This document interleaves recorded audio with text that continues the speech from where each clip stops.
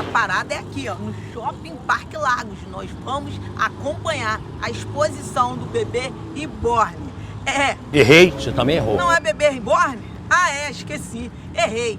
É a exposição dos bonecos. Vamos lá. Passou no Shopping Parque Lagos e viu esses bonecos. Fique tranquilo, não é filme de terror não. Hoje nós vamos conhecer quem está administrando, trouxe, vai conhecer tudo, mostrar tudo, com detalhes. Eu não sou muito boa, mas o Sandra é, e vai mostrar tudo aqui no Shopping Parque Lagos para você. Então acompanhe e vem com a gente. Como eu prometi para vocês, aqui no Resenha com os Amigos, estamos no Shopping Parque Lagos, em Cabo Frio.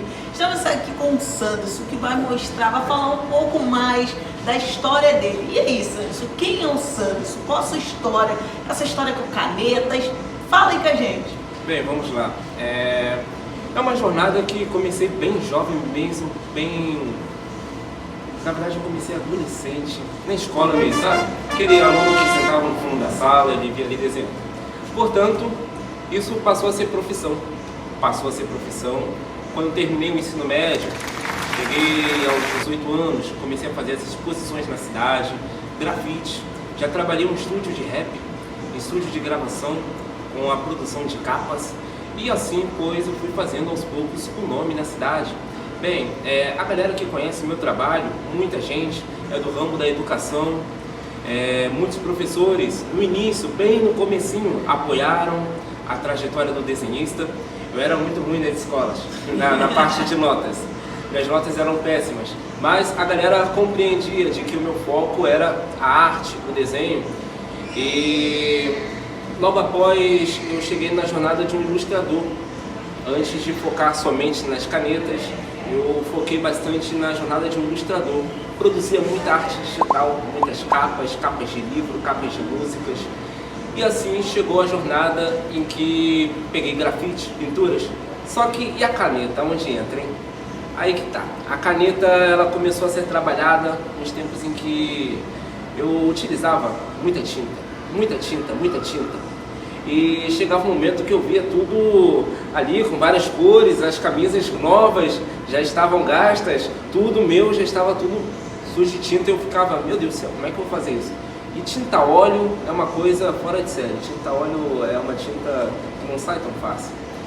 O artista, ele tem o quê? Ele tem uma roupa só para trabalho e uma roupa só para usar no dia a dia. Só que aí, algumas tintas não saíam da mão. Algumas tintas, estava ali com a roupa de uniforme, estava tranquilo, mas aquela tinta não saía da mão. Então eu resolvi passar a trabalhar só de caneta. Então aí que veio a caneta. E aí que veio a caneta. E também chegou o momento que eu até hoje pego serviço com tintas e tudo vou na tinta. Só que o que acontece? Quando trata-se da caneta, eu vou pensar em um material só. Ao invés de eu pensar, não, vou comprar cor tal e tal cor, não, pera aí, eu vou precisar somente da caneta e uma tela, ou papel. Está ótimo. Então, acabei optando, né, por um lado mais prático, né? Para mim a caneta é um processo mais prático para produzir uma arte. E você falou que veio isso desde de criança, né? E aí eu quero te fazer uma pergunta. Como hoje o Sanderson, se tivesse... Você tem filhos? Não. Se tivesse um filho, como você incentivaria aos seus filhos? Aí quero que você, aí a gente vai falar com o papai, com a mamãe, porque eu vejo isso. Você já viu aquela criança que pinta toda a casa? Aquela criança que está pintando e não está estudando, não está prestando atenção e causa um problema para o professor, colégio, para a mãe, para o pai. E aí, como fazer para estimular essa criança, não oprimir, né? Porque normalmente fala, não pode. E aí, na minha opinião, oprime. Então vamos lá. Temos aquela frase, né? Não se foque o artista. E antes de falar da criança, vou falar aqui rapidamente na vida adulta. O nosso lado adulto é o lado mais fácil de sufocar o lado artístico. Por exemplo, né? O meu pensamento, tipo assim, vou pensar com maturidade. Isso pode, às vezes, sufocar o meu lado artístico, do outro lado. Porque o lado artístico, ele é como se fosse... ele é uma coisa que vai se naturalmente. Assim como a pessoa pode colocar concreto e pode ainda nascer uma vegetação ali, né? Pode nascer plantas ali, onde o cara concretou, vai nascer plantas. Então, da mesma forma, é um fruto que nasce naturalmente. E às vezes o meu olhar comercial pode sufocar aquilo ali, né? Eu posso às vezes querer criar alguma coisa incrível, mas o meu olhar comercial, ou seja sempre provedor, é bom esse olhar, mas isso pode ser esse concreto. Agora já falando a criança, ela tem que ter, ela vive dentro de dois estágios. Ela vive entre o encontrar, ao mesmo tempo que o desbravar, né? Eu estou desbravando. No olhar da criança, que mundo é esse? Eu estou desbravando. E ao mesmo tempo é necessário, né, o adulto colocar os limites, né? Peraí, filhão, peraí, não, aqui não, ali. Mas seria muito bom se uma criança tivesse uma parede, uma tela grande, só para poder fazer os diferentes experimentos. E exemplo, deixar um cômodo, deixar uma parte só para isso, porque a gente sabe que, exemplo, eu poderia falar, poxa, usa tinta e vai, mete a mão na tinta, passa na parede. O negócio é depois a criança, né, com a mão toda cheia de tinta e passar nos outros lugares ali, de repente fica a mãe ali, meu Deus do céu, onde eu estou morando. Então, E o bom você deixar uma parede só para aquilo para as crianças fazer, você dá limite, isso aí, dá responsabilidade e deixa a criança criar ali naquela parede, né? Também material. Muita gente vai pensar em tinta, mas existe giz, né? A tinta ela vai manchar tudo, até para adulto, até para gente que é adulto, a gente se mancha todo de tinta, então imagina para criança.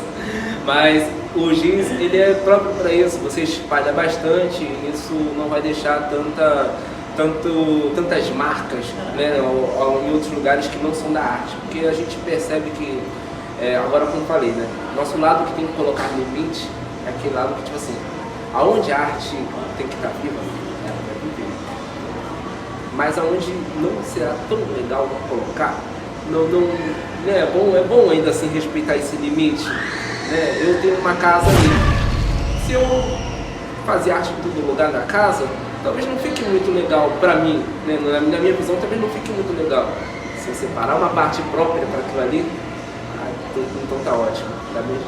E a arte tem que combinar, né? Tem arte, eu ouvi um influenciador chamado Carlinhos Maia, ele tava com um bar, né? E aí ele colocou uma arte que todo mundo falou que era feia, era não sei o quê, mas não era, a arte não estava no local apropriado para ela, porque eu acho que a arte também tem que receber, né? O local tem que receber aquela arte.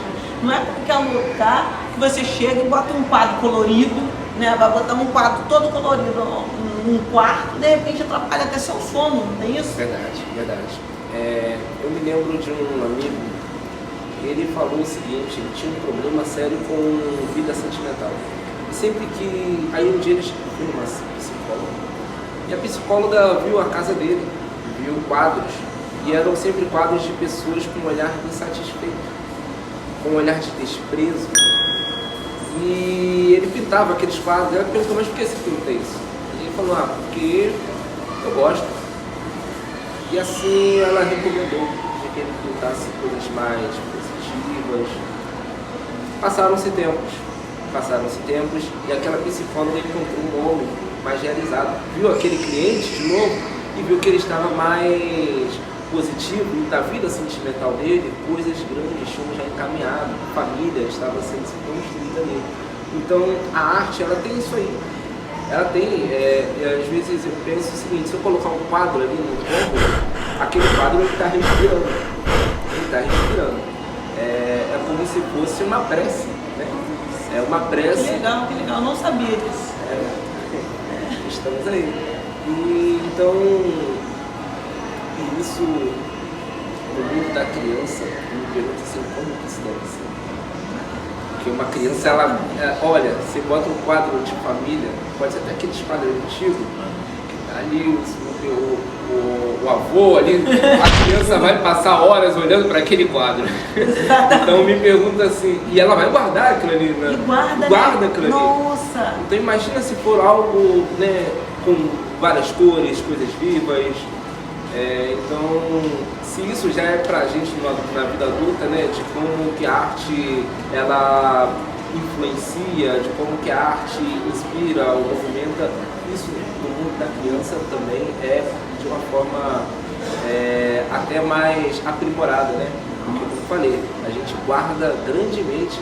Quando a gente vê aqueles quadros antigos, fica um tempão olhando. A criança fica um tempão olhando. E isso você remete também pro lado adulto, porque passar anos e você lembra daquele quadro, né? Exatamente. Quando você encontra um amigo de infância, aí fulano, tu lembra daquele quadro? Pô, minha mãe, era mais assustadorzão que passava aqui. Então... É isso também. E aí, você fazendo essa arte, já teve algum episódio de dar alguma coisa errada, alguma arte que o cliente não gostou, aconteceu alguma coisa? O que foi? Qual é esse episódio? Então, tem coisas que ocorrem assim, é normal. A gente, né, busca sempre, eu gosto muito de ter a minha autocrítica. Nem sempre eu gosto de que a pessoa presencie eu criando. Eu tô de boa ali, a pessoa tá ali vendo, tô tranquilo. Mas existe um momento da minha autocrítica. Tem desenhos que eu começo e me pergunto o que vai acontecer. Hoje, o que eu tô fazendo? Vai te levar, né? Eu fico assim, meu Deus do céu, o que eu tô fazendo? Então, ainda mais quando é muro grande, telas grandes, eu fico ali... Muro que você fala é tela, né? Isso aí, tá. muro, sendo muro, né, na parede do grafite ou até mesmo na encomenda. Tá, entendi. Eu inicio com aquela autocobrança, tipo assim, concentro o máximo e vou pro máximo. Busco não falar tanto quando estou começando o esboço, mas depois já risquei tudo, deixei tudo marcado, agora fico mais tranquilo. Mas sobre o errar, depois, antes da obra ser entregue, a gente faz aquelas alterações, né, tipo assim, correções aqui, transposições ali. Quando trata-se de caneta, é um pouquinho diferente, né? Porque a caneta, dizem que a gente não pode voltar atrás. Essa também é perguntar, o que ia acontecer, porque a caneta, você não pode errar na caneta, né? Exatamente. E aí, quando a gente erra, a gente cria uma outra situação da própria arte para poder dar motivo àquilo ali. Eu um dia fiz uma arte com uma caneta que ela estourou, a tinta estourou. Nossa! E era logo na testa da cliente. E, meu Deus, com uma testa estourada ia dar ruim. Olha, ficou uma mancha aqui. Eu tive que mudar o sombreamento da arte.